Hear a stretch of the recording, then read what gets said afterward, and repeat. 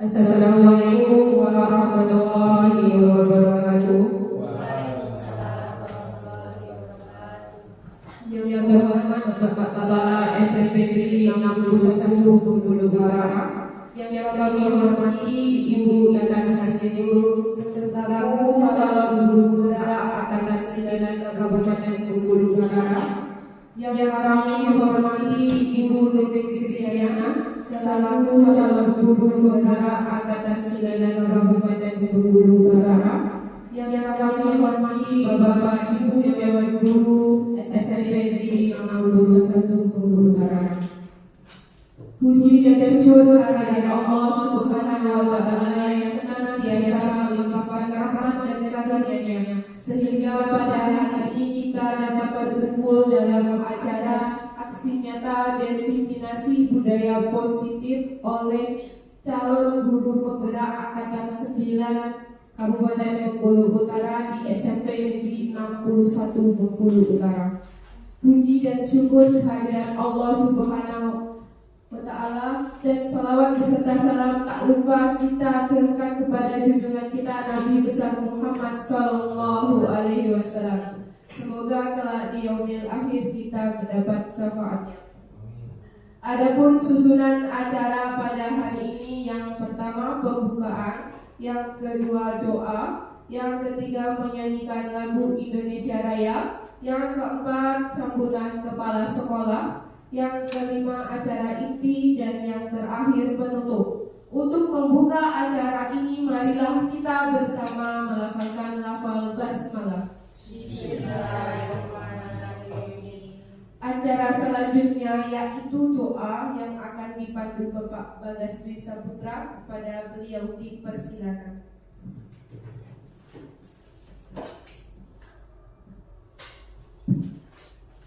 Assalamualaikum warahmatullahi wabarakatuh. Waalaikumsalam warahmatullahi wabarakatuh.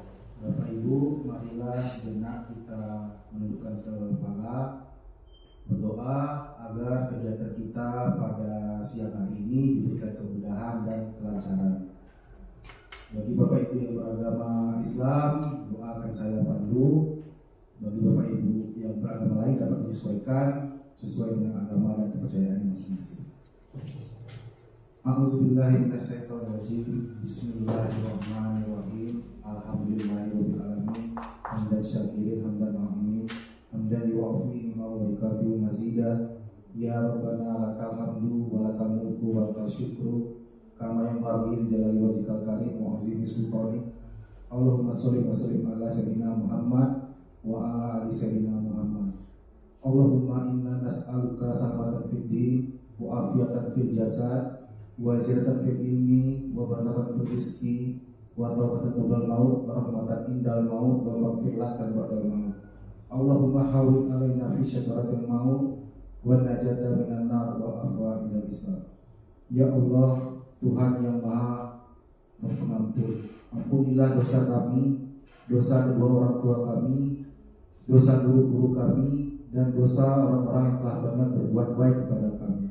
Ya Allah, lancarkanlah kegiatan kami pada siang hari ini.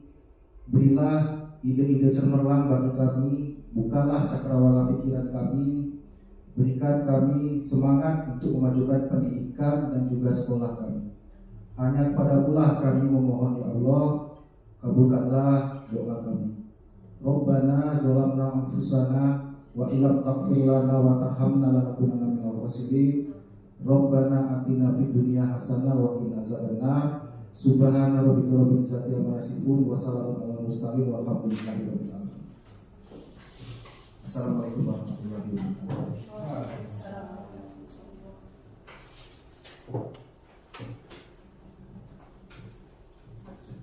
Acara selanjutnya yaitu menyanyikan lagu Indonesia Raya yang akan dipandu oleh Ibu Wirna Juwita. Hadirin dimohon berdiri.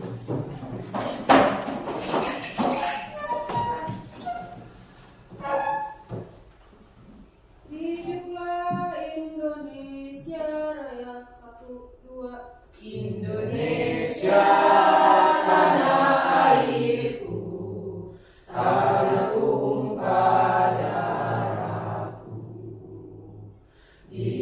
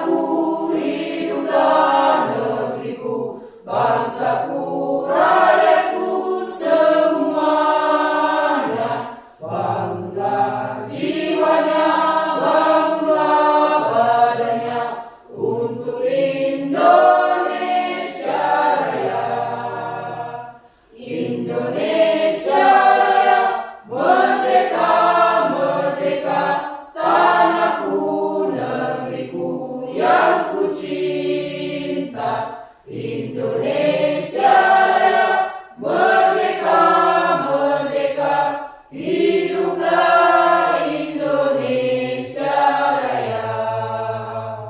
Indonesia Raya, merdeka, merdeka, tanahku, negeriku yang ku cinta. Indonesia Raya, merdeka, merdeka, hiduplah Indonesia Raya. Hadirin disilakan duduk kembali.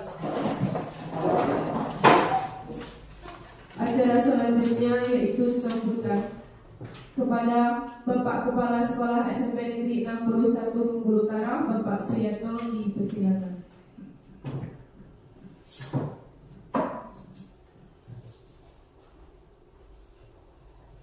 Bismillahirrahmanirrahim. Assalamualaikum warahmatullahi wabarakatuh. Waalaikumsalam warahmatullahi wabarakatuh.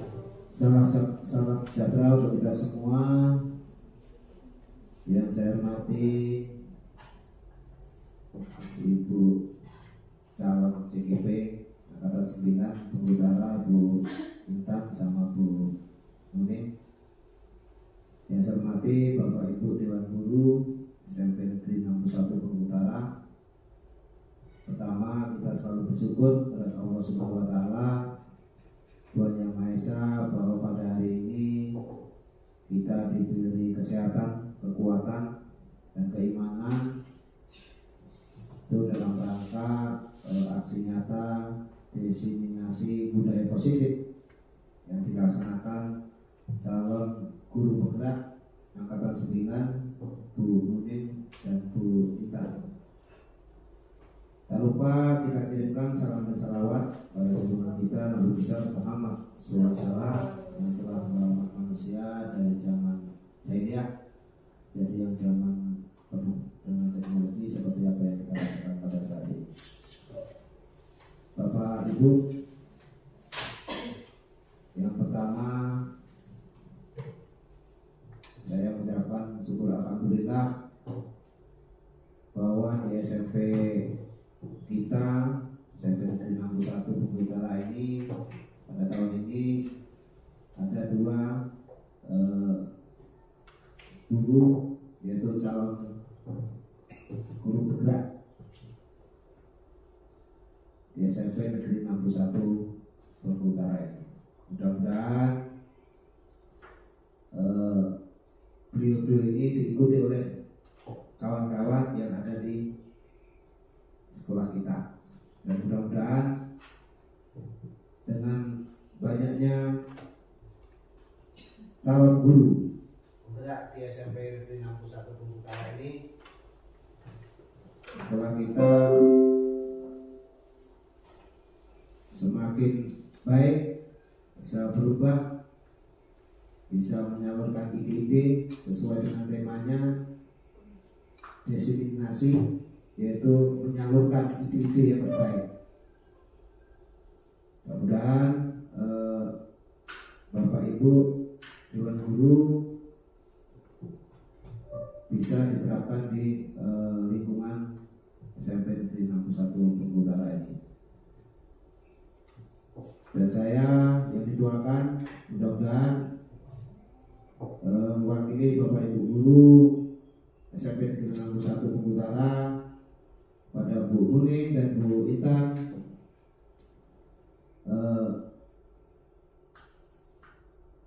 dengan mengikuti CGP ini Angkatan 9 semakin menambah wawasan dan bisa diikuti oleh kawan-kawan yang lainnya. Doa kami semoga cepat lulus dan nanti juga akan diikuti kawan-kawan yang lain. Jadi itu saja yang perlu saya sampaikan. Kurang dan lebih saya mohon maaf. Saya kira Assalamualaikum warahmatullahi wabarakatuh.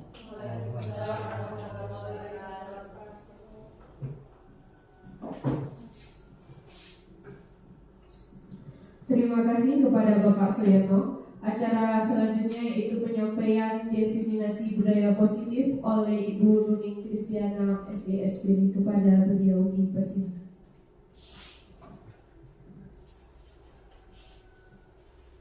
Assalamualaikum warahmatullahi wabarakatuh. Waalaikumsalam warahmatullahi wabarakatuh. Yang terhormat Bapak Kepala SMB Negeri 61 Bengkulu Utara, yang saya hormati Ibu Wakil Kepala Sekolah SMB Negeri 61 Bengkulu Utara, Bapak Ibu Guru yang saya hormati. Hari ini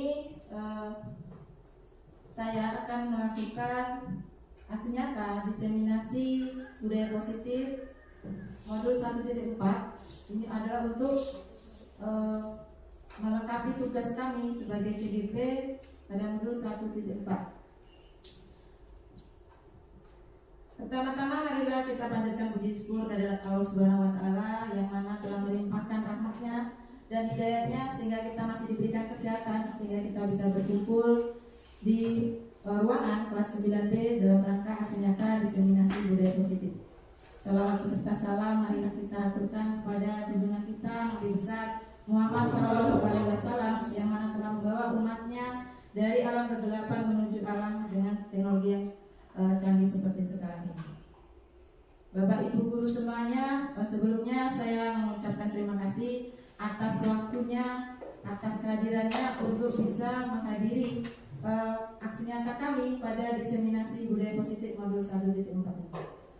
Sebelum masuk kepada materi, saya mau ada ice breaking terlebih dahulu. Dimohon Bapak Ibu untuk berdiri.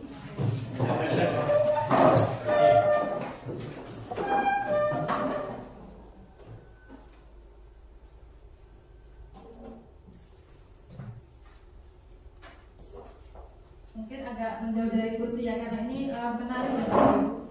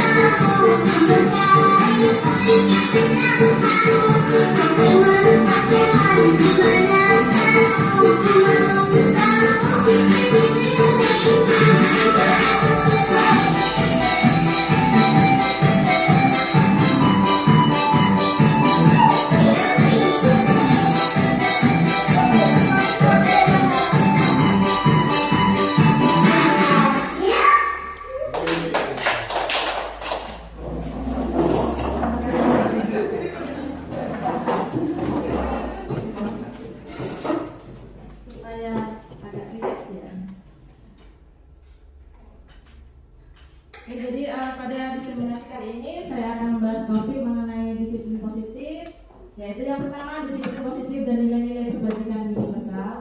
Kemudian yang kedua teori motivasi, hukuman dan penghargaan serta restitusi. Dan yang ketiga adalah keyakinan kelas. Yang pertama adalah disiplin positif dan nilai-nilai kebajikan universal. Bapak Ibu, saya meminta Bapak Ibu semuanya untuk berpasangan.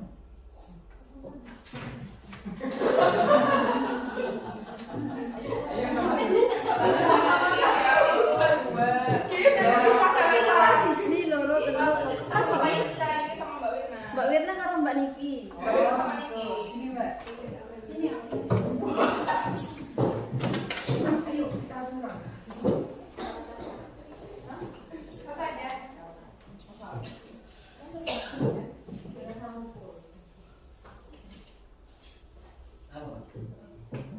Sudah berpasangan ya Bapak Ibu. Nah, tolong silakan dituliskan sesuatu yang sangat berharga bagi Bapak Ibu, yang menurut Bapak Ibu itu berharga ataupun juga rahasia ya. Kemudian tuliskan di kertas yang sudah saya berikan. Satu saja yang menulis ya. Satu saja boleh, siapa saja pasangannya yang mau menuliskan. Kemudian silakan digenggam. Setelah ditulis, kertasnya digenggam rapat-rapat.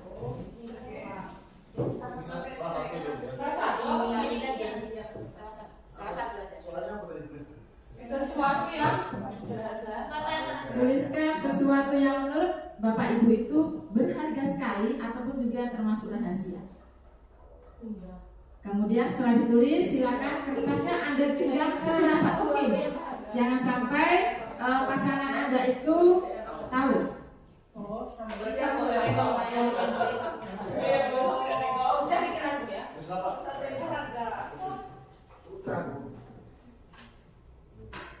Udah. Tasya ya, Pak. Sudah Bapak Ibu. Kalau sudah silakan digenggam kertasnya rapat-rapat.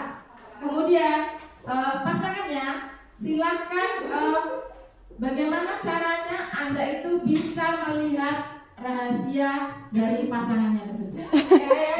Boleh dengan merayu, boleh dengan marah, boleh dengan menggelitik ya, dan lain sebagainya. Jadi silakan usaha untuk membuka rahasia kawannya.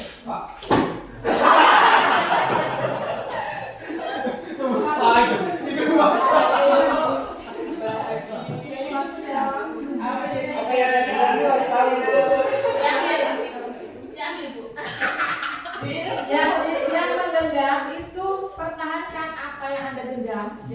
Yang kemudian pasangannya yang membuka itu bagaimana usaha Anda untuk membuka ataupun mengetahui rahasia dari pasangan Anda tersebut. Aku sama rahasia namanya. Jadi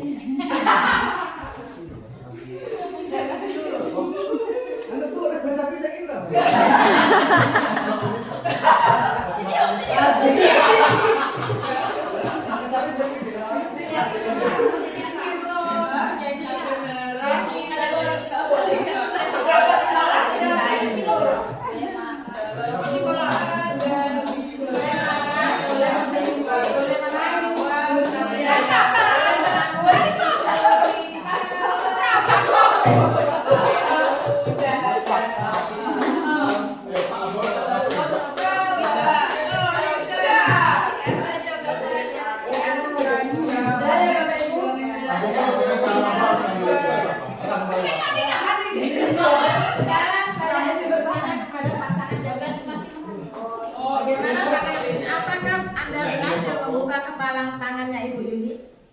Kalau membukanya belum berhasil, tapi kalau membaca pikiran bisa. Jadi Bu Yuni, kenapa Anda tidak mudah dirayu ataupun juga dibujuk oleh Pak Fauzi? Yang kita coba sampai menikah. Jadi pindah ke sini ya. Pasangan Ibu Wirna dan Ibu Niki. Siapa yang menggenggam Bu? Ya. Berhasil nggak Bu Niki membuka genggamannya? Enggak berhasil. Kenapa kok tidak bisa berhasil Bu? Susah dirayu. Oh, susah dirayu. Bu Wirna kenapa mempertahankan rahasia atau yang berharga di genggaman Anda? Karena ini termasuk harga diri yang bagus sekali. Tidak ke pasangan sini ya. Bu Supri dan Bu Siska yang mendengar Ibu kira-kira sudah bisa membukanya? Sudah ada usaha, tadi kami sudah ada kesepakatan, jadi tinggal mengakhiri kesepakatan itu. kesepakatannya adalah nyanyi. Jadi sudah bisa dibuka. Sudah tahu rahasianya Bu Siska? Belum. Belum juga. Oke. Bu Siska kenapa tidak mau membuka? Karena sesuatu yang sangat berharga bagi saya. Sangat berharga, jadi nggak boleh orang lain tahu. Ya. Pasangan Bu Nika dan Bu Lia, silakan Bu. Bisa dibuka nggak Bu? Belum bisa. Belum bisa. Sama alasannya susah dirayu. Susah dirayu kuliahnya ya. Makanya perlu trik-trik untuk merayu kuliah ini. Kuliah kenapa nggak bisa memberikan rahasianya kepada Bu Nika? Saya malu kalau rahasia saya ketahuan. Kita ke pasangan Bapak Siana dan Pak Bagas. Kira-kira Pak Bagas sudah bisa membuka kepalanya Pak yang belum tahu? Kalau melihat kertasnya belum Bu, tapi namanya gambarannya udah tahu. Apa yang dirahasiakan? Pikirannya Pak Yana dulu ya. Jadi saya tanya Pak Yana, kenapa Bapak tidak mau memberikan rahasia atau yang berharga ini kepada Pak Bagas Pak? Sebenarnya mau ngasih tahu, cuma Bagas sendiri mungkin ya ada hal yang memang tidak tahu. Jika saya kasih tahu tidak tahu, karena belum waktunya. Terima kasih Pak. Jadi Pak Bagas belum waktunya tahu. Oke, terima kasih Bapak Ibu. Nah ini kita akan membahas mengenai teori kontrol ya. Nah, sekarang perubahan paradigma dalam teori kontrol atau ilusi kontrol. Jadi selama ini kita berilusi Bapak Ibu. Ilusi yang pertama yaitu guru mengontrol murid. Ya, kita ini selalu menganggap bahwa kita ini sebagai guru ini bisa untuk mengontrol murid harus ke sana, kita menyuruh ke sana, murid ke sini, kita menyuruh ke sini. Kemudian yang kedua, ilusi bahwa kritik dan membuat orang merasa bersalah dapat menguatkan karakter. Kadang-kadang kita mengkritik murid, kemudian juga membuat mereka merasa bersalah. Itu karena kita berilusi bahwa dengan seperti itu kita dapat menguatkan karakter mereka. Kemudian yang ketiga, ilusi bahwa semua penguatan positif efektif dan bermanfaat. Penguatan positif di sini bisa mengenai bujukan ataupun juga rayuan, dan itu kita berilusi dengan bujukan ataupun rayuan tersebut, kita berilusi bahwa itu bermanfaat bagi mereka. Kemudian yang selanjutnya yaitu ilusi bahwa orang dewasa memiliki hak dan untuk memaksa seseorang, atau orang dewasa memiliki hak untuk memaksa anak. Nah, kita berilusi bahwa kita ini lebih dewasa, kita ini lebih tua daripada anak, jadi kita ini berilusi bahwa kita ini mampu untuk memaksa kehendak kita kepada anak. Anak disuruh begini, anak disuruh begitu. Itu ilusi kita Bapak Ibu yang selama ini. Nah, perubahan paradigma, stimulus respon dan teori kontrol. Siapa sesungguhnya yang memiliki kontrol? Ada dua paradigma, yaitu stimulus kontrol dan teori kontrol itu sendiri. Yang pertama, dalam stimulus respon, kita mencoba mengubah agar orang berpandangan sama dengan kita. Kalau teori kontrol, kita berusaha memahami pandangan orang lain tentang dunia. Kemudian dalam stimulus respon, perilaku buruk dilihat sebagai suatu kesalahan. Tapi dalam teori kontrol, semua perilaku memiliki tujuan. Jadi Bapak Ibu, setiap perilaku manusia itu ada tujuannya. Jadi kita tidak bisa menyalahkan anak kalau misalnya mereka itu berbuat salah, karena mereka itu punya tujuan dan ada kebutuhan-kebutuhan yang mereka ini ingin penuhi. Misalnya tidur di kelas, mungkin bolos, mungkin tidak pikir. Nah itu mereka punya tujuan, dan itu punya tujuan dan memenuhi kebutuhan dasar mereka sebagai manusia. Kemudian orang lain bisa mengontrol saya, itu kalau stimulus respon. Kalau teori kontrol, hanya Anda yang bisa mengontrol diri Anda. Jadi tadi sudah ada percobaan ya, kepala tangan, yaitu memegang sebuah rahasia atau yang berharga bagi diri kita. Kita tidak memperlihatkannya kepada orang lain. Ya, tadi semuanya Bapak Ibu kekeh untuk mempertahankan rahasianya atau hal yang berharga tersebut tidak diperlihatkan kepada teman. Nah, itu siapa yang mengontrol kita? Yaitu kita sendiri Bapak Ibu. Jadi kitalah yang mengontrol diri kita. Sama halnya kalau teori kontrol ini seperti juga hati. Ya. Jadi hati manusia ini siapa yang mengontrol? Ya kita sendiri, ya Pak Fauzi ya. Kalau misalnya Pak Fauzi ini contoh aja ya Pak Fauzi ya, tidak tidak mengizinkan dirinya untuk jatuh cinta dengan Luna Maya misalnya ya. Jadi dia tidak akan jatuh cinta dengan Luna Maya walaupun Luna Maya itu secantik apapun ya Pak Fauzi ya. Tapi kalau Pak Fauzi mengizinkan dirinya untuk jatuh cinta dengan Luna Maya, maka Pak Fauzi akan berusaha untuk mencintai namanya seperti itu. Jadi itu teori kontrol. Jadi misalkan juga tadi misalnya Bapak Ibu ini ada yang tergoda oleh bujukan kawannya untuk membuka kepalan tangan, itu juga karena kita mengizinkan diri kita untuk dikontrol oleh orang lain. Jadi bukan misalnya tadi Pak Bagas dan Pak Suryatno, misalnya Pak Bagas membuka kepalan tangannya bukan berarti Pak Bagas yang mengontrol Pak Yatno, tetapi Pak Yatno sendiri yang memang mengontrol dirinya sendiri untuk berkehendak mau dikontrol oleh orang lain. Seperti itu ya Bapak Ibu. Kemudian pemaksaan ada pada saat bujukan gagal, ini stimulus respon. Kalau bujukan gagal maka akan dipaksa. Tapi kalau teori kontrol, kolaborasi dan konsensus menciptakan pilihan-pilihan baru. Jadi ada pilihan yang disepakati bersama. Dan model berpikir menang kalah kalau teori respon. Ada yang menang, ada yang kalah. Tetapi kalau teori kontrol, model berpikirnya menang-menang atau win-win solution. Nah, jadi di sini semuanya menang. Jadi nggak ada yang kalah, nggak ada yang menang. Tapi kalau kita memaksakan kehendak kepada anak, kita yang menang, anak yang kalah. Seperti itu ya Bapak Ibu ya. Nah, kalau teori kontrol ini kita sama-sama menang karena ada konsensus yang disepakati bersama. Ya, ada pernyataan yang kita sepakati bersama atau peraturan yang disepakati bersama-sama. Jadi sama-sama menang. Tidak ada yang merasa dikalahkan seperti itu.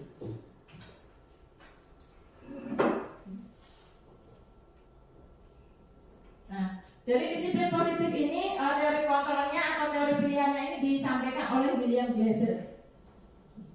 Anda tidak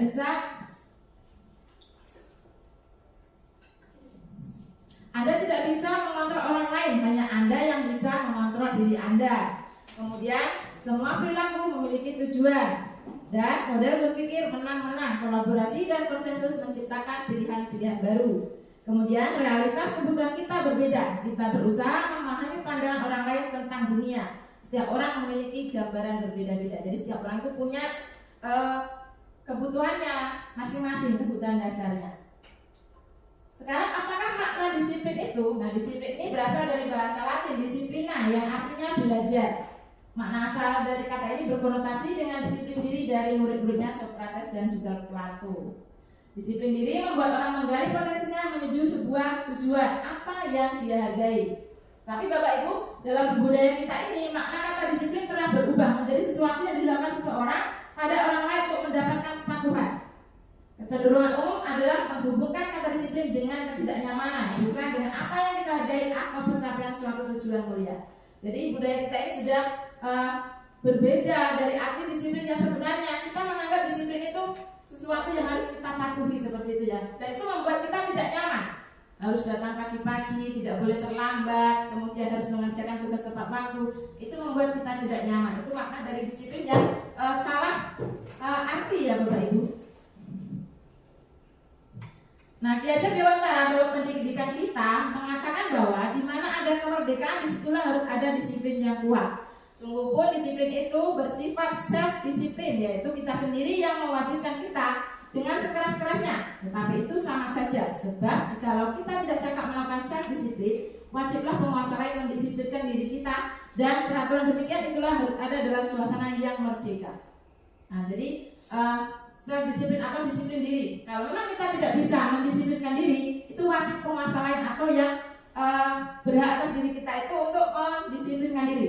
Misalnya kita dalam sebuah organisasi, nah itu peraturan dalam organisasi tersebut yang akan mendisiplinkan kita. Nah misalnya kalau murid di sekolah, berarti yang mendisiplinkan kita ini yang lebih tinggi, yaitu gurunya atau bapak ibu guru dan karyawannya. Di situ Ki Hajar mengatakan bahwa untuk mencapai kemerdekaan atau dalam konteks pendidikan kita saat ini, untuk menciptakan murid yang merdeka secara utamanya harus ada disiplin yang kuat. Disiplin yang dimaksud adalah disiplin diri yang memiliki motivasi internal. Jika kita tidak memiliki motivasi internal, maka kita memerlukan pihak lain untuk mendisiplinkan kita, atau motivasi eksternal karena berasal dari luar, bukan dari dalam diri sendiri. Kalau Ki Hajar Dewantara itu menyatakan dengan pepatahnya seperti ini Bapak Ibu. Mardika iku jarwanya ora mung pasing pangrit ning uga kuat kuwasa amandiri priyangga. Mohon maaf Bapak kalau salah pengucapan ya Pak ya.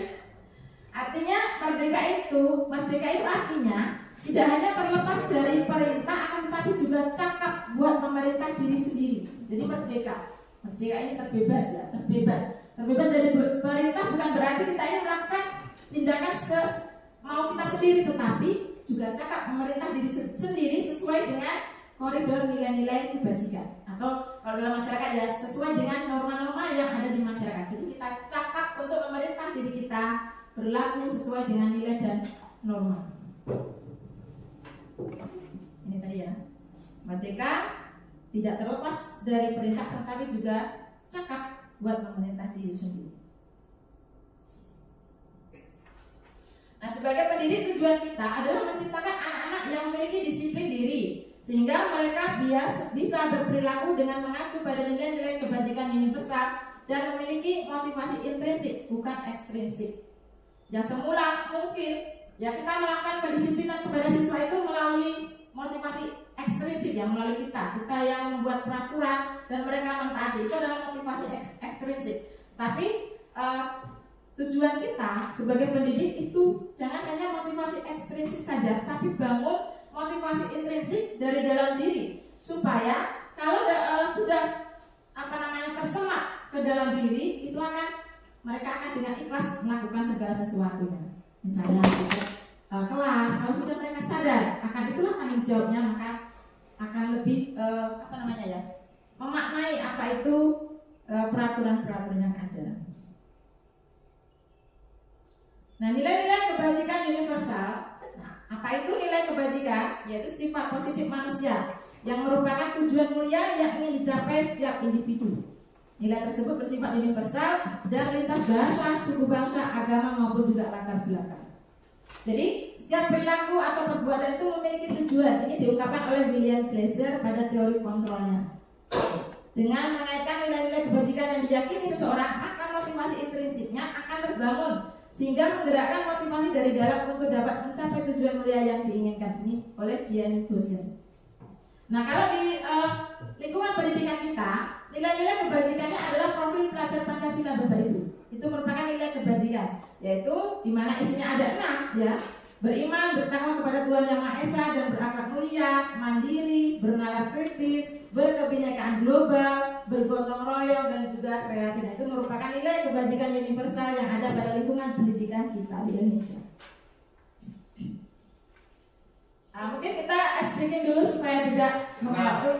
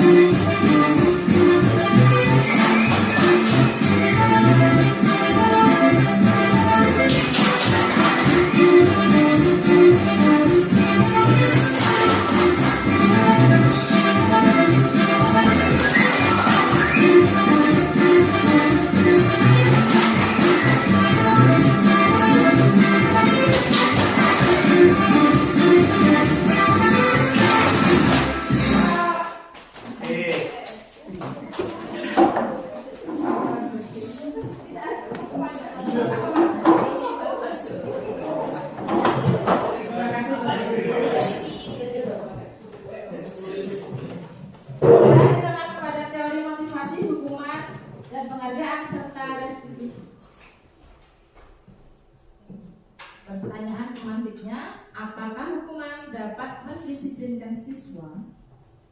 Kemudian pertanyaan yang kedua, apakah penghargaan dapat meningkatkan motivasi belajar siswa? Mohon Bapak Ibu mengisinya di kertas ini.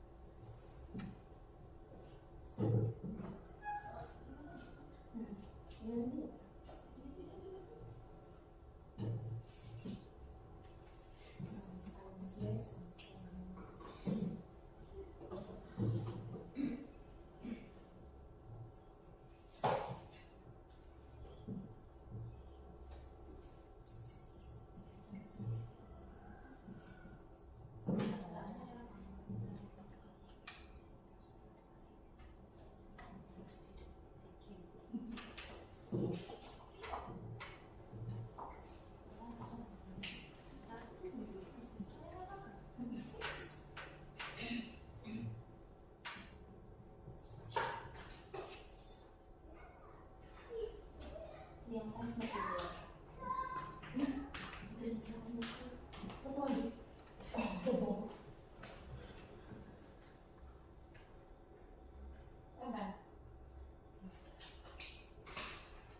Sudah Bapak Ibu, mungkin yang nomor 1, apakah hukuman dapat mendisiplinkan siswa? Monggo Bapak Ibu tanggapannya.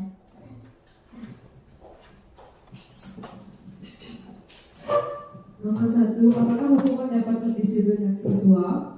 Menurut saya tidak, karena sudah banyak kasus yang terjadi, walaupun dihukum akan tetap mengulangi kesalahan yang sama dan itu tetap berulang-ulang. Kemudian yang kedua, apakah penghargaan dapat meningkatkan motivasi belajar siswa? Menurut saya tidak, karena hukuman dan penghargaan itu merupakan motivasi eksternal, bukan internal dari siswa. Sekian dari saya. Terima kasih atas tanggapannya Ibu Yuni. Kepada Bapak Ibu yang lain, kalau ingin menanggapi, silakan Bu Siska. Saya akan coba menanggapi ya. Boleh ya Bu Yuni? Sebelum saya bacakan punya saya akan menanggapi jawaban dari Bu Yuni tadi. Yang pertama, apakah hubungan dapat mendisiplinkan siswa? Jawabnya tidak. Karena berbagai kasus di sekolah kita banyak siswa yang mengulangi kembali kesalahan yang sama. Nah, menurut saya hukuman itu tergantung kepada jenis hukumannya.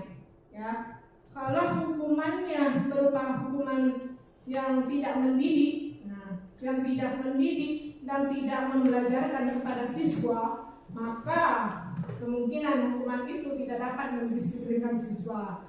Tapi kalau hukuman itu yang bersifat mendidik dan memberikan pelajaran yang positif pada siswa, itu bisa memberikan kedisiplinan kepada siswa. Kemudian yang kedua, apakah penghargaan itu dapat meningkatkan motivasi belajar siswa? Jawaban Ibu Yuni tadi tidak, karena penghargaan merupakan motivasi eksternal. Nah, sebelum saya lebih ke jawaban saya ya, motivasi itu ada dua, Bu. Motivasi internal dan motivasi eksternal. Motivasi internal merupakan motivasi yang berasal dari dalam diri sendiri, yang berarti kemauan, kehendak, dan keinginan ya, maksudnya harapan ke depan dari siswa itu sendiri terhadap tujuan belajar mereka itu jelas seperti apa, insya Allah akan meningkatkan motivasi belajarnya. Nah, untuk motivasi eksternal itu berupa penghargaan. Penghargaan itu bisa meningkatkan motivasi motivasi belajar siswa hal kecil saja seperti ucapan terima kasih, beri A+ kepada siswa yang telah menjawab dengan jawaban benar, itu sudah memberikan penghargaan, sudah meningkatkan rasa ingin tahu siswa terhadap apa yang akan mereka pelajari. Menurut saya seperti itu ya Bu Nuni. Terima kasih. Itu saja. Terima kasih tanggapannya Bu Siska. Ada Bapak Ibu guru yang ingin menambahkan? Oke. Jadi apakah hukuman dapat mendisiplinkan siswa? Jadi menurut Bapak Ibu guru adalah tidak ya, karena hukuman ini bisa mengakibatkan efek jangka panjang ya Bapak Ibu ya. Kemudian juga apakah penghargaan bisa meningkatkan motivasi belajar siswa? Betul seperti kata Bu Siska tadi bahwa penghargaan ini bersifat eksternal atau motivasinya eksternal, berasal dari luar, bukan berasal dari dalam diri sendiri. Jadi ini mungkin juga bersifat sementara. Kalau tidak diberikan penghargaan, maka anak itu tidak akan melakukan suatu tindakan seperti itu ya Bapak Ibu. Baik, mari kita masuk pada teori motivasi perilaku manusia. Jadi motivasi perilaku manusia itu ada motivasi eksternal dan juga ada motivasi internal. Dalam motivasi eksternal untuk menghindari ketidaknyamanan atau hukuman, apa yang terjadi apabila saya tidak melakukannya. Ini motivasi yang eksternal pertama itu supaya kita tidak dihukum atau menghindari dari ketidaknyamanan. Kemudian motivasi eksternal yang kedua untuk mendapatkan imbalan dari orang lain atau institusi, apa yang akan saya dapatkan apabila saya melakukannya. Kemudian kalau motivasi internal yang dari dalam diri, yaitu tujuannya adalah disiplin positif, menghargai diri sendiri. Saya akan menjadi orang seperti apa bila saya melakukannya. Jadi ada dua, dari luar maupun juga dari dalam. Tapi kalau dari dalam ini sifatnya lebih lama dan mereka itu akan melakukannya dengan secara sukarela. Nah, diukur oleh penghargaan. Penghargaan ini mempengaruhi jangka pendek dan juga jangka panjang. Kalau jangka pendeknya ini siswa itu mungkin bersemangat, tetapi dia hanya dalam jangka pendek saja. Tapi kalau dalam jangka panjang dia itu akan tergantung kepada apa itu penghargaan. Jadi kalau mereka tidak diberikan penghargaan, mungkin tidak akan melakukan apa yang diminta, seperti itu. Kemudian penghargaan ini bersifat menghukum. Ya. Penghargaan menghukum, kemudian penghargaan mengurangi ketepatan, penghargaan tidak efektif, penghargaan merusak hubungan, penghargaan menurunkan kualitas, penghargaan mematikan kreativitas, dan penghargaan mengurangi motivasi intrinsik. Jadi saya pernah bukan saya tapi ada teman saya ya. Teman saya itu dia selalu juara umum ya, juara umum atau juara satu waktu sekolah dulu ya Bapak Ibu. Nah, mereka itu suatu geng itu memiliki tingkat kepintaran ya yang hampir sama, sehingga mereka itu selalu dapat juara 1, juara 2, juara 3. Nah, seandainya mereka itu si A ini mendapat juara 1, itu pasti akan dikusirkan oleh yang juara 2 dan juara 3. Begitupun nanti kalau semester selanjutnya yang juara 2 ini menggantikan posisinya menjadi juara 1, ini mereka akan dikucilkan oleh temannya. Jadi dalam kasus yang seperti ini, penghargaan ini bisa merusak hubungan, karena yang semula ini menjalin pertemanan, tetapi karena suatu penghargaan maka akan retak hubungan tersebut. Atau misalnya kalau dalam institusi kerja ya Bapak Ibu, misalnya ada guru voting, misalnya pilihan guru yang paling teladan, guru yang paling disiplin. Nah, nanti guru yang mendapatkan penghargaan tersebut mungkin akan dijauhi oleh teman-temannya. Biar dia saja dia mengerjakan, dia yang disiplin. Biar dia saja dia loh yang guru paling teladan, seperti itu jadinya bagus. Jadi penghargaan tersebut bisa merusak suatu hubungan. Jadi penghargaan di dalam pendidikan itu tidak dianjurkan ya, karena banyak hal-hal yang negatifnya daripada hal yang positifnya. Dan juga penghargaan mematikan kreativitas. Anak itu menjadi malas untuk berkreasi karena aku malas kalau nggak ada penghargaannya, aku nggak akan melakukannya. Aku malas ngerjain PR nanti kalau nggak dikasih misalnya stiker atau misalnya apa Bapak Ibu kalau penghargaan, apa stiker atau misalnya simbol ya, simbol di bukunya mungkin kasih ikon yang love atau apa dari gurunya seperti itu. Nanti kalau nggak dikasih mereka malas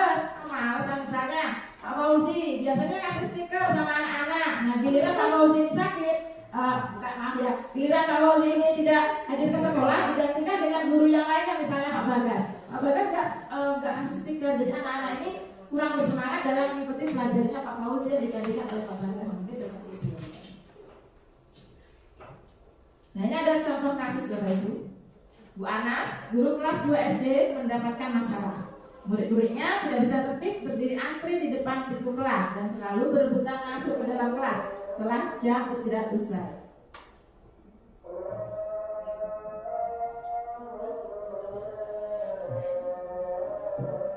Moga dibaca saja Bapak Ibu, tidak usah saya bacakan.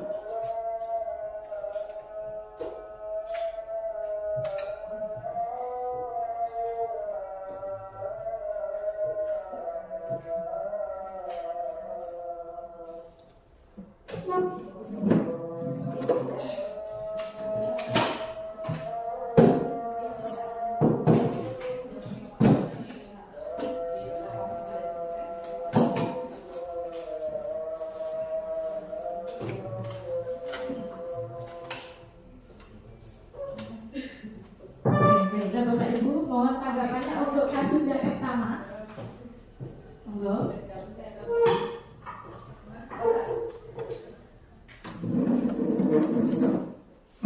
Tanggapan seperti Dari kasusnya. wacana di depan. Memberikan stiker penghargaan stiker bintang. Jadi menurut saya ya dari cerita Ibu Anas ini siswa itu atau murid-murid itu orientasinya hanya ke penghargaan, bukan ke pembelajaran. Nah, jadi kalau dari cerita tadi kan Bu Anas tidak masuk dan digantikan oleh Pak Heru, anak-anak tersebut mengulangi kembali berebut untuk masuk ke kelas. Nah itu kan dalam artian bahwa anak-anak tersebut hanya berorientasi kepada penghargaan dan itu hanya berlaku untuk sementara, bukan untuk pembelajaran selamanya seperti itu. Nah, jadi menurut saya penghargaan itu memang tidak perlu dilakukan di sekolah. Itu saja. Terima kasih Pak Bagas atas tanggapannya. Jadi benar ya dikatakan oleh Pak Bagas, penghargaan itu sifatnya adalah eksternal sehingga anak-anak itu tidak memiliki keinginan untuk menjadi lebih baik. Karena kalau nggak ada penghargaan, ya mereka tidak akan melakukan hal yang akan diperintahkan oleh gurunya. Kemudian selanjutnya kasus 2.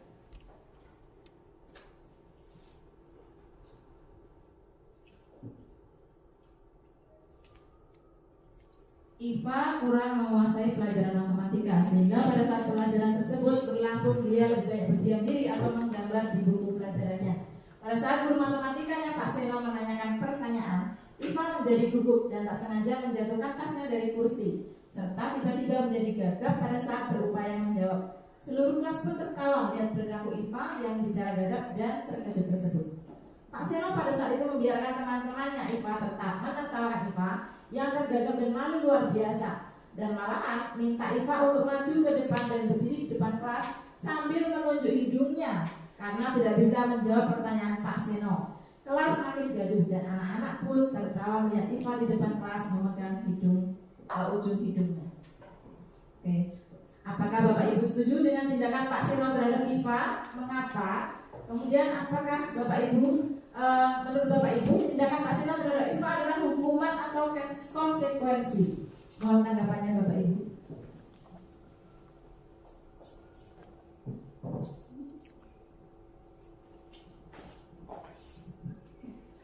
Terima kasih Bu Umi.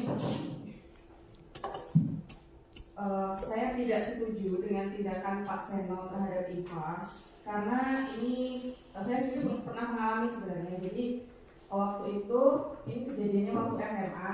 Jadi kan kalau kita juara kelas itu biasanya kita dari kumulatif nilai ya dalam satu semester itu, dan kebetulan waktu itu saya masuk 5 besar. Kemudian ini sama kasusnya, gurunya itu sama-sama guru matematika. Jadi waktu itu guru matematika itu membuat soal di papan tulis kemudian minta untuk mengerjakan maju ke depan. Saya tidak menguasai pelajaran matematika dan saya mendapatkan nilai besar itu dari pelajaran yang lain, pelajaran bahasa terutama. Jadi ketika itu karena saya tidak menguasai dan guru itu seperti ini dia menyampaikannya. Ayo coba kamu maju ke depan. Coba kita buktikan kemarin itu juara 3-nya beneran atau enggak. Nah, jadi gimana ya? Saya kan memang nggak bisa dalam bidang matematika gitu. Saya bisanya itu di bidang yang lain gitu.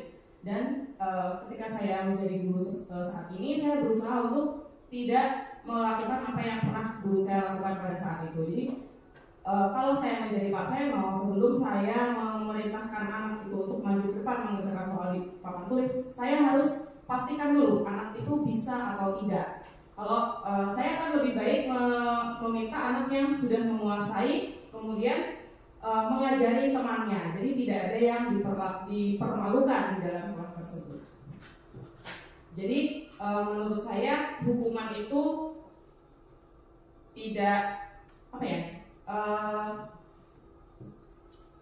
tindakan Pak Seno itu adalah sebuah hukuman. Gitu. Jadi itu tidak tepat. Seperti itu pendapat saya. Terima kasih.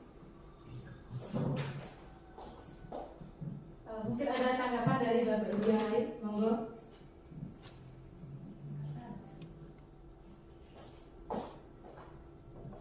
Ya, terima kasih Bu Nuning. Dan saya akan menanggapi. Pertama, saya setuju dan sepakat ya terhadap apa yang disampaikan oleh Ibu Sudarati bahwa tindakan Pak Seno itu merupakan hukuman.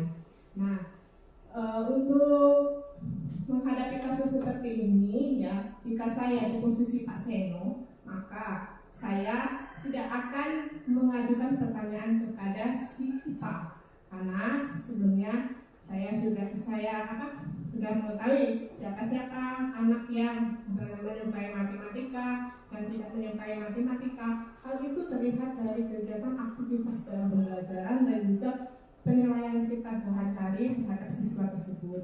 Jadi untuk kasus seperti ini ya, saya tidak akan membiarkan teman-temannya menertawakan IPA ya, tidak akan membiarkan teman-temannya menertawakan IPA dan memberikan motivasi, semangat dan kata-kata positif yang bisa membangkitkan semangat belajar kepada IPA yang sebetulnya dia tidak menguasai pelajaran matematika karena hal mungkin dia memang tidak mahir dalam menghitung. Nah, sedikit-sedikit kita bantu dengan cara kata-kata motivasi sebelumnya, atau mungkin nanti setelah ada tindak lanjutnya dengan memberikan pelajaran tambahan kepada si IPA agar si IPA-nya bisa sedikit dan menguasai pelajaran matematika dan menyukai pelajaran matematika. Terima kasih. Terima kasih tanggapannya Bu Siska dan Bu Subre. Jadi rata-rata kita tidak setuju ya dengan apa yang dilakukan Pak Seno terhadap IPA, karena yang dilakukan Pak Seno terhadap IPA itu termasuk pada sebuah hukuman. Nah, hukuman di sini berbeda dengan konsekuensi Bapak Ibu. Kalau hukuman ini tidak ada relevansinya dengan apa yang dilakukan. Sedangkan kalau konsekuensi ini ada relevansinya. Nah, monggo Bapak Ibu, ini ada tindakan guru dan hukuman atau konsekuensi. Silakan Bapak Ibu mencatat di kertas. Mencatat 100 kali dalam buku kalimat, saya tidak akan terlambat lagi karena terlambat ke sekolah. Nah, apakah ini termasuk pada hukuman atau konsekuensi?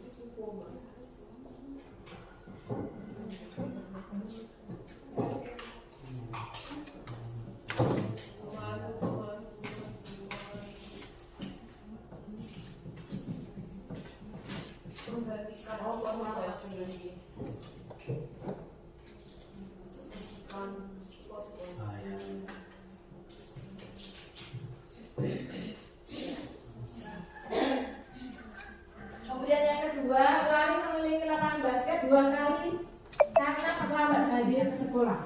Kemudian murid diminta untuk push up 15 kali karena tidak menggunakan masker ke sekolah, menggantikan tugas teman yang telah dicoret-coret, membersihkan tumpahan air di meja tulis karena tersenggol pada saat belajar. Murid disuruh untuk tidak menggunakan sepatu seharian di sekolah karena tidak menggunakan sepatu hitam. Lari mengelilingi lapangan basket 2 kali karena terlambat 10 menit untuk pelajaran BCU.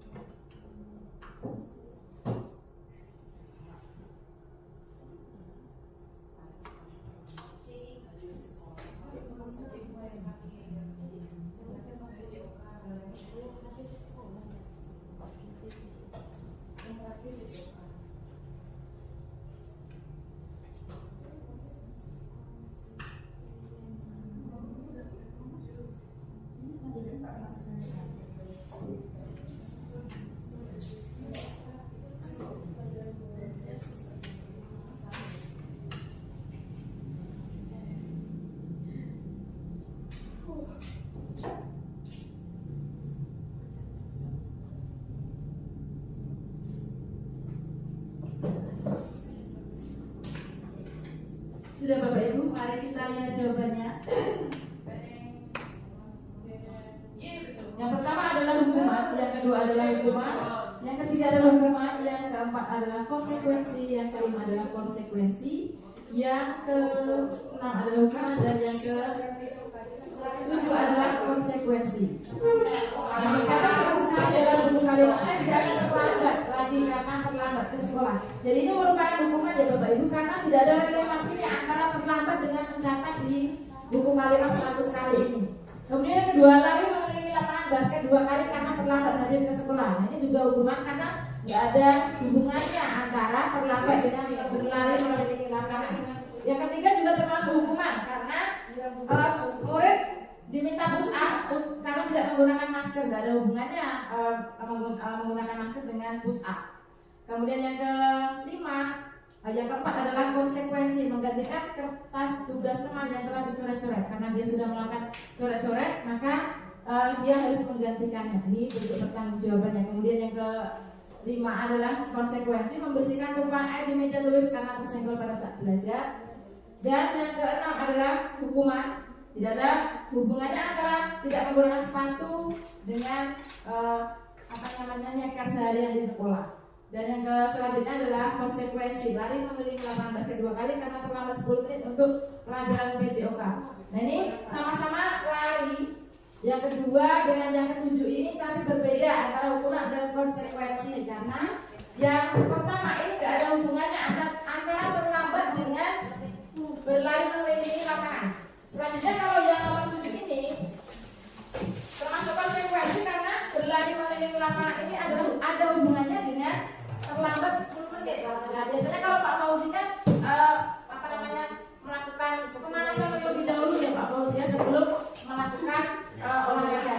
Jadi yang terlambat ini bisa makan, harus pemanasan dulu sebelum mengikuti kegiatan olahraga seperti itu.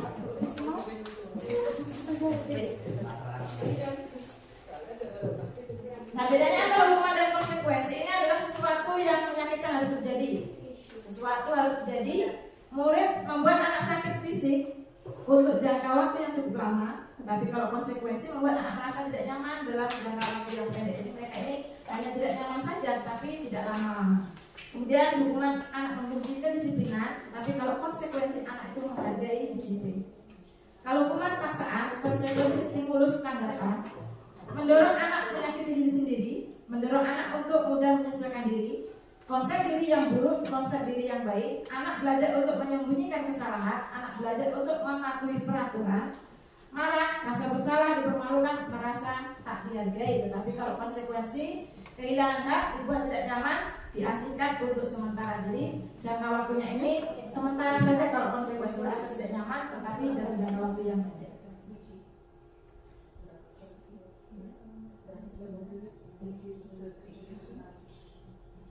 Selanjutnya kita masuk pada keyakinan kelas Bapak Ibu. Mengapa tidak peraturan saja? Mengapa harus keyakinan kelas? Yang pertama, mengapa kita memiliki peraturan harus menggunakan helm bila mengendarai kendaraan roda 2? Membuat tanggapannya Bapak Ibu.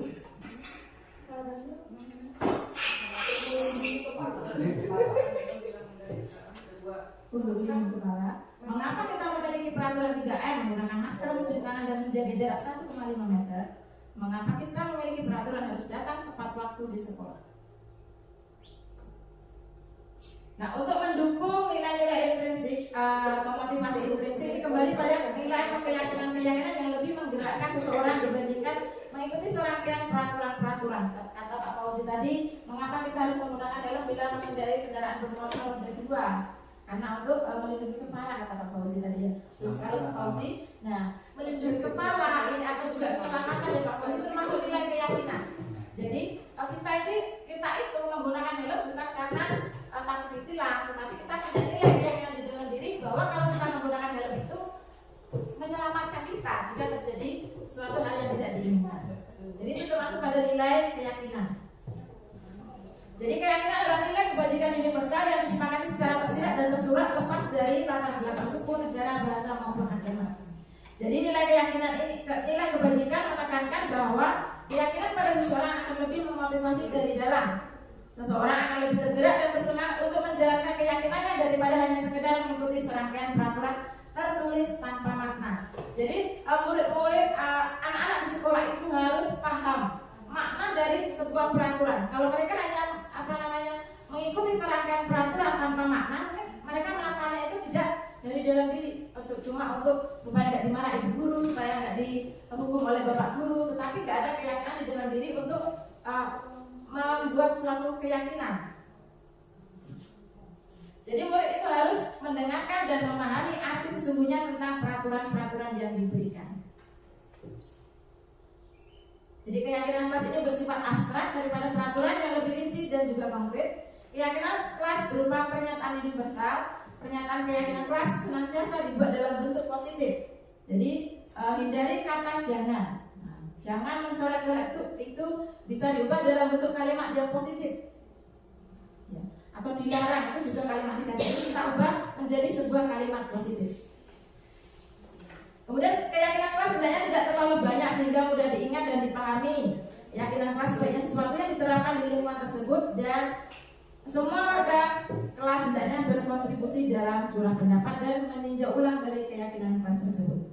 Jadi dari peraturan kelas merujuk pada keyakinan kelas, selanjutnya pada lingkungan yang positif dan semuanya itu akan bermuara pada budaya yang positif, Bapak Ibu. Ini contoh dari keyakinan kelas. Ini ada peraturan dan keyakinan kelasnya. Selalu kembalikan buku pada tempatnya. Ini keyakinan kelasnya adalah tanggung jawab. Dilarang mengganggu orang lain. Ini keyakinan kelasnya adalah menghormati orang lain. Hadir di sekolah 15 menit sebelum pembelajaran dimulai. Ini menghormati orang lain dan juga berkomitmen. Dilarang melakukan kekerasan. Itu keselamatan dan juga menghormati orang lain. Dilarang menggunakan narkoba, ini keyakinan akan kesehatan. Bergantian atau menunggu giliran, ini menghormati orang lain, bersabar. Gunakan masker itu untuk kesehatan dan juga keselamatan. Jangan berlari di kelas atau koridor, itu adalah keselamatan dan juga keamanan. Oke, baik Bapak Ibu, itulah diseminasi budaya positif oleh saya. Semoga kita kedepannya bisa membawa anak-anak kita menuju pada motivasi internal dari dalam supaya mereka memahami dan memaknai apa itu peraturan-peraturan yang sudah dibuat di sekolah. Ya, kemudian juga kita selanjutnya akan membuat keyakinan kelas di setiap masing-masing kelas sehingga supaya menekankan kepada anak didik kita bahwa sudah disepakatinya suatu keyakinan dan tidak boleh untuk dilanggar. Nah, demikian, terima kasih atas perhatiannya, terima kasih atas waktunya. Sebelum saya tutup, saya ada pantun Bapak Ibu, nanti tolong dibalas dengan cakep. Hari libur rencana mau ngajak kawan ke dermaga. Cakep. Tetapi saya telepon handphonenya tidak aktif. Cakep. Demi anak-anak bangsa Indonesia. Cakep. Mari kita budayakan budaya positif.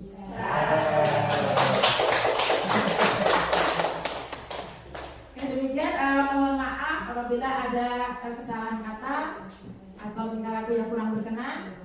Saya terima kasih atas perhatiannya. Akhir kata, wabillahi taufiq wal hidayah. Wassalamualaikum warahmatullahi wabarakatuh. Waalaikumsalam warahmatullahi wabarakatuh. Terakhir yaitu penutup. Untuk menutup acara ini, marilah kita bersama melafalkan lafal hamdalah. Alhamdulillah. Demikianlah acara pada siang hari ini. Saya selaku pembawa acara mohon maaf apabila ada kata yang kurang berkenan. Wassalamualaikum warahmatullahi wabarakatuh.